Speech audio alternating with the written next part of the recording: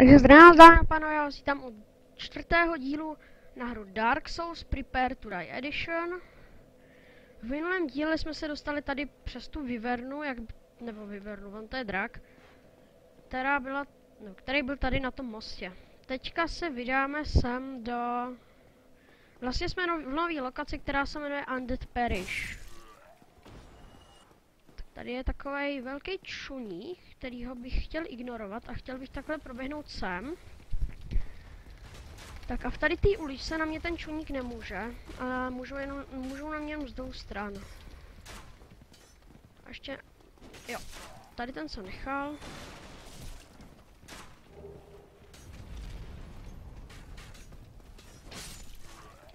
Tak nejlepší je...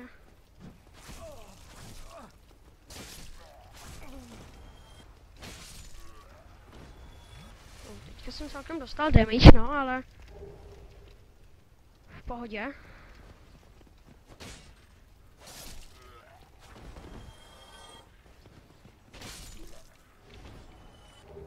Titanic Shard, OK, to je na vylepšování. Larynx School. A já na tady toho čuníka mám jednu taktiku.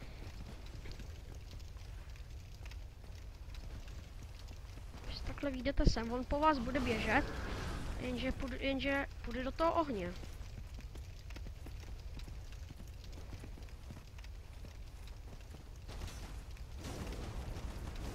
Ano, a oheň ho překvapivě zraňuje.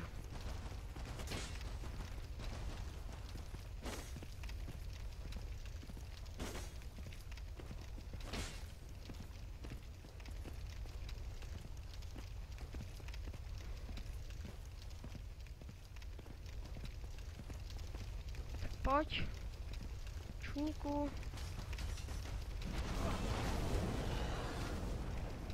No, pořádně, smaž se. Cože? Backstep? Tak tohle to si přiznám, to teda nevím, že to jde. Ale vypadá to divně. Takže jo. Tady ta hlavní brána byla otevřená. Ale oni nám ji zavřeli, takže my ji teďka potřebujeme otevřít. Takže tady na to slouží tak tady ten podchod. Tak a docela dobrá past. Jsou tady tři, a když se nedáváte pozor, nebo když to neznáte, tak tady pěkně můžete dostat docela solidní damage. To byly dva. Teda sice jsou slabí, ale mohli z nich teda zvýšit aspoň drop těch duší. Protože jako... to, kolik z nich dropne duší, tak to teda není moc dobrý na to, že dokážou docela hodně nafokusovat, když jich je víc. Nějaký item. Jo, mystery key. Jo. Up to the skies. Jo. Tady jsou další dva.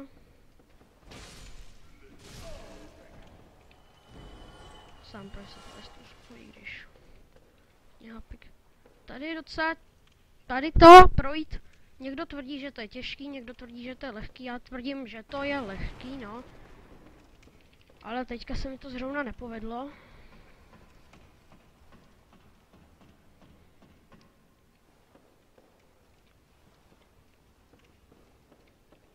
No, stačí se to akorát správně nalajnovat, abyste šli přesně tak rovně, abyste z toho nespadli, no.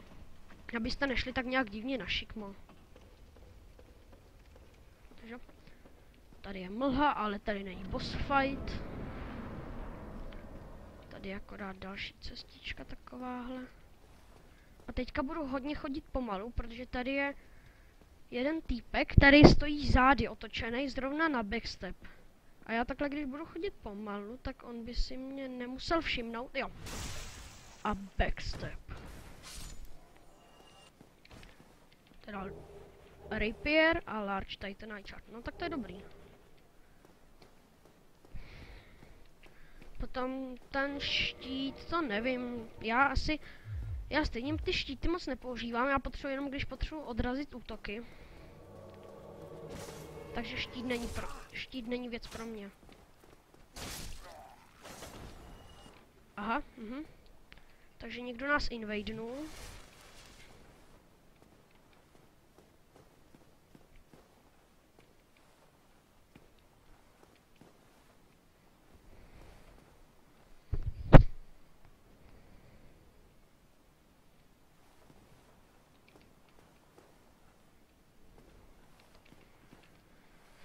Takže já doufám, že je to jenom NPCčko, protože ty NPCčka jsou většinou slabí, co vás invadujou.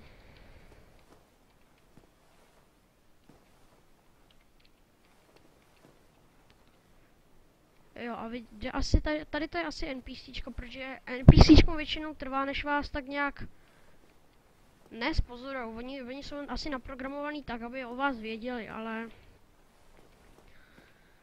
než k vám dojdou, ta cesta, ta je občas hodně dlouhá.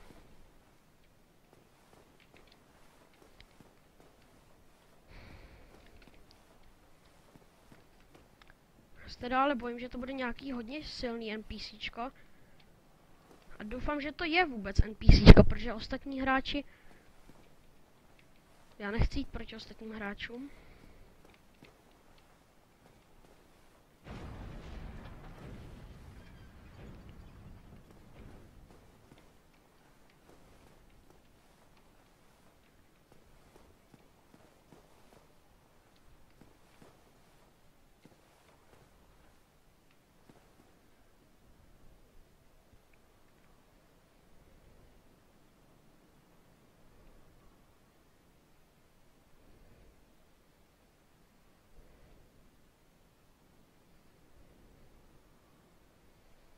Tak já nevím teda, co to dělá.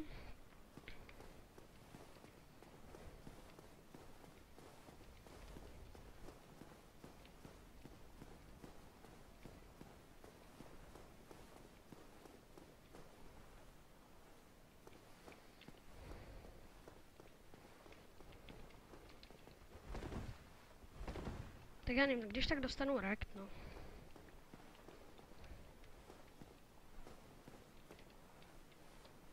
Já se jen bojím, aby mi nepřišel ze zádu.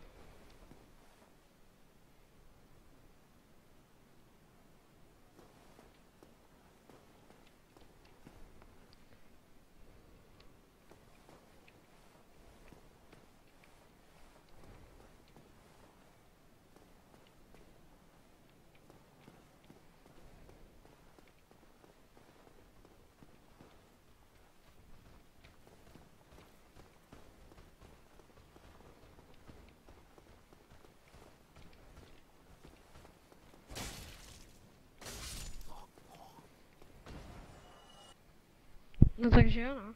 Tady ti jsou celkem poměrně lehcí, když mám ten Claymore teďka. Protože Claymore má docela dobrý damage a ještě když jsem farmil tak duše a zvětšoval jsem si atributy, levelil jsem vlastně, tak jsem potom měl i docela velký bonus damage.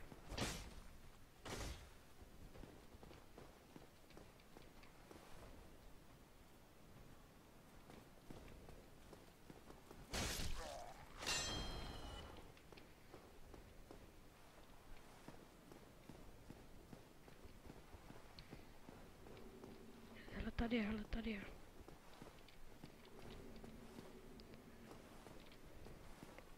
OK, klaní se. Tak já ho nechám tautnout, ale...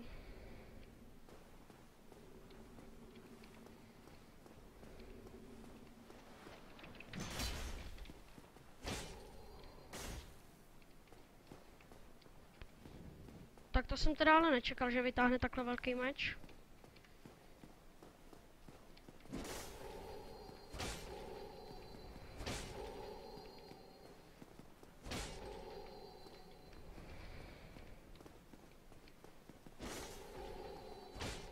OK, no tak. Myslel jsem teda, že bude horší, no. A nakonec to teda byl hráč. DigiDragoon. A Humanity Acquired. Tak docela slušný. Já si ještě zajdu sem. Imminent right. A ty jsi to zase otevřel, jo? Basement key. OK, já tady to ale teda zavřu. Nebo nevím, jestli jsem to udělal dobře, ale až tudy zase budu procházet, tak nechci, aby mě tamti z druhé strany otrahovali. A já doufám, že tu víckrát tudy teda procházet nebudu.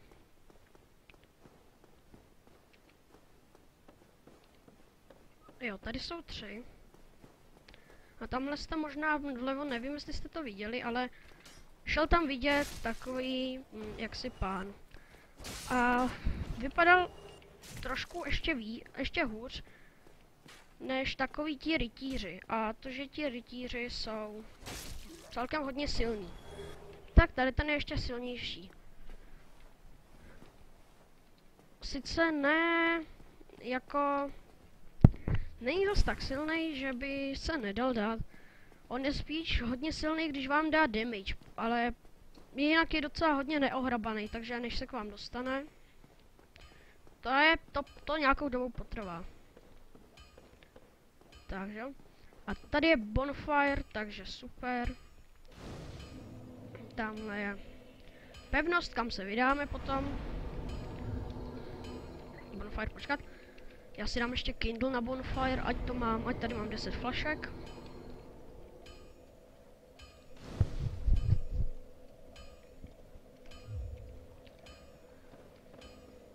A tady dole je jeden takový, jaksi... Jmenuje se, myslím, Andre of Astoria. A je to kovář. Well, you must be a new arrival. I'm Andre of Astoria. If you require smithing, then speak to me. Takže já tady mám learn gesture. Hooray. OK. A tady ten nám dokáže, jak vidíte, vylepšovat předměty. Takže já přemýšlím, že bych si vylepšil ten Claymore, nebo že bych se ještě počkal na nějakou jinou zbraň. A tu si pak vylepšil. Asi jo. A armor asi si taky počkám na nějaký zajímavý, který by stál za vylepšení. Tady je modify equipment, repair equipment, klasicky opravit equip. Potom tady prodává titany shardy, který slouží na vylepšování předmětů teda, ale já už jich mám docela dost. Potom Crest of Artorias, což otevře takový dveře, stojí to teda 20 000, což já na to skoro mám. Pak nějaký tady zbraně a klasické šípy a... I'll be seeing you then. Be careful out there. No takže a prodává tam šípy a šipky do kuše. Já nevím, já bych to možná ale tady zapíchnul. Nebo ne, ještě se vrátíme tam do toho kostela, já vybiju ten kostel a potom to zapíchnu. A na tom kostele je boss fight, akorát to já ještě ne, to já se bojím, takže trošku přeskočíme. Zajímavý. Teďka nevím, co dělám, když jsem si chtěl dát level up. Ale jo, jako zajímavý nápad, chodí tady s 18 000, no skoro s 19 000, prostě jen tak, kde by to bylo běžný. Kolik máme na 2 levely, tak já si dám takhle Strange a Dexteritu.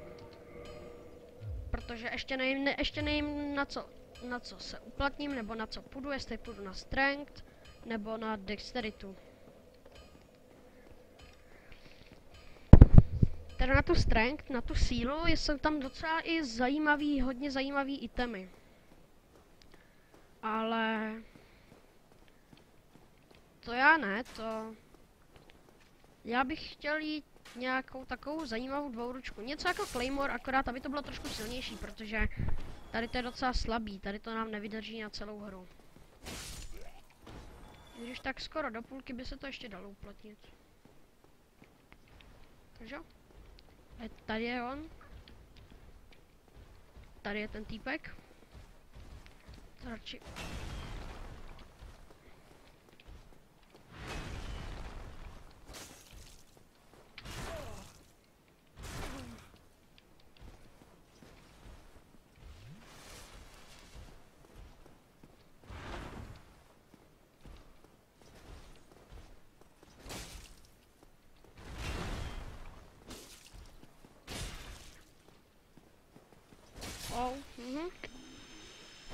Tak zase tak těžký to nebylo, no. Co z něj padlo? Titanite shard, ok, no. Těch už mám hodně, ale podle mě jich není nikdy dost. Takže jo. Firekeeper Soul. Firekeeper Soul slouží na vylepšování Estus flašek, aby nám Estus flask dával víc hápek. Takže se hodí. Vždycky se hodí víc hápek za jednu Estusku.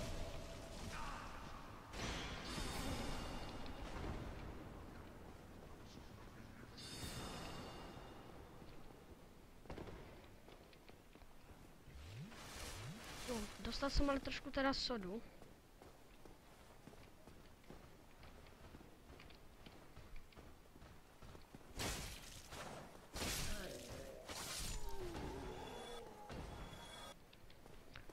Takže tady to video bylo sice trošku kratší, odhaduju to tak na 20 minut, ale ještě bych to tady mohl protáhnout, ještě tady dole je takový zajímavý monstrum, hodně zajímavý monstrum a aspoň vám ho ukážu, asi na něm několikrát chcípnu, ale jo, za pokus nic nedám. Počkat, tak já si hodím radši, jo, hodím si level up, ať vypotřebuji všechny duše, hodím to do životů. Tak. Ať mám 530 duší, když umřu, tak se nic nestane. OK. A držte mi palce. Je tady totiž ten nějaký démon. Má teda jaksi... Má useklou hlavu. A beru mu teda hodně málo.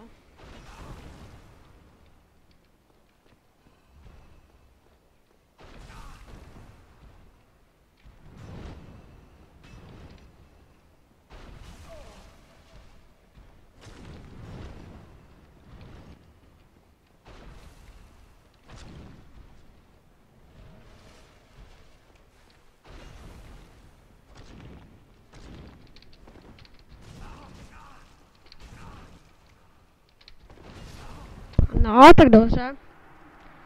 Tak to bylo první úmrtí. Celkově jsem umřel asi 3krát, což... Dá se to. Není to nejhorší skóre teda.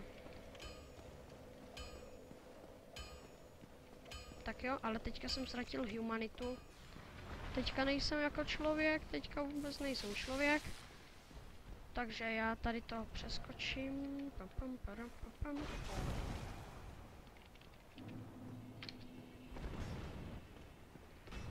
Já mám totiž 10 humanik a nerad bych to ztratil, jako 10 humanit to je celkem hodně.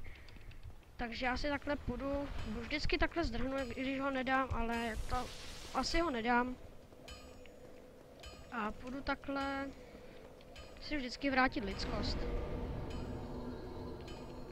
Ono přece jenom ono se to asi nezdá.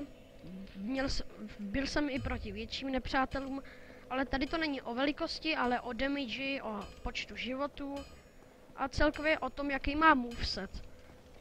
Jak za sebou dává útoky, kolik za sebou dá útoků a tak, jestli má magii nebo jestli je na dálku, na blízko. Tady na to fakt docela hodně záleží.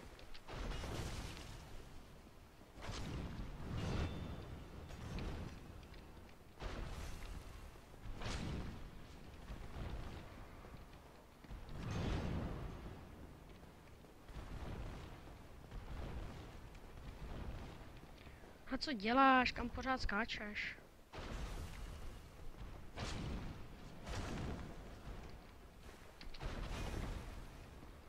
Kam lezeš? Takhle jsem teda ještě neviděl, aby šel na schody.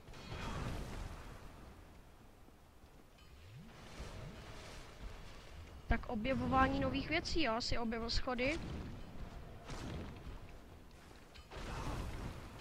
Wow. Přijde mi, že mi bere celkem malý damage. Že by mi měl brát větší damage, ale já si nestěžuju. Já si upřímně ani nestěžuju. Už tak má hodně životů, takže...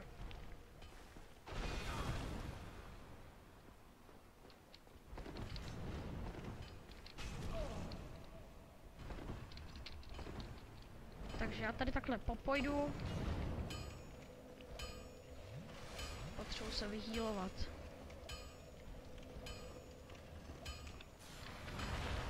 To mě takhle snajpit, když... A dokonce mě trefí, jo, odsaď.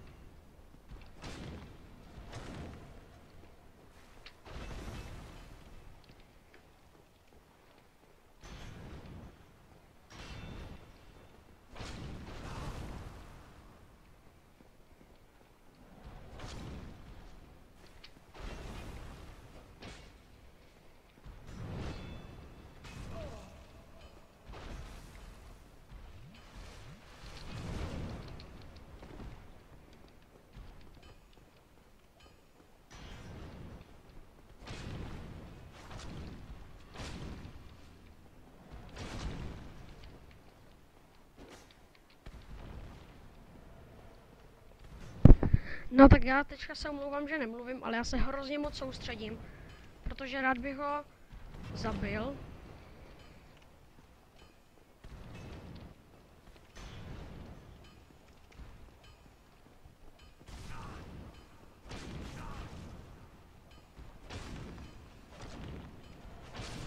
Jo, OK.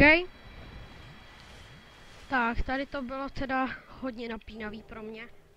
A padá z něj Demon Titanite. To se s Demon Titanitem se dají vylepšovat zbraně, které se dělají z boss duší. Tu ještě teda žádnou nemám, ale to padá později. A když zabijete bosse, tak u většiny bossů padne jeho duše, nebo nějaký jádro, nebo prostě něco hlavního, nebo něco takového. A z toho se dají vyrábět zbraně. A z těch zbraní, ty zbraně jsou hodně silný a z těch zbraní se dají klasicky vylepšovat, ale jenom na +5. A k tomu slouží právě ten Demon Titanite. Takže ale jo. Já děkuji, že jste se zdívali, pokud mě chcete podpořit, tak můžete dát odběr, můžete dát like a já se s váma zatím loučím, tak čau.